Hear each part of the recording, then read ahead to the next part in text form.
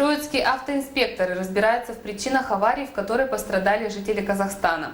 ДТП запечатлел видеорегистратор. На 124-м километре автодороги Челябинск-Троицк 25-летний водитель минивэна Volkswagen попытался обогнать впереди идущий транспорт. Он выехал на встречку, где едва не врезался в фургон. Пытаясь избежать столкновения, он съехал на обочину, но не справился с управлением. Машина с 5 пассажирами вылетела с дороги в кювет и несколько раз перевернулась через крышу. В результате ДТП 2 пассажирки и водитель вылетели из салона вращающейся машины и получили серьезные травмы.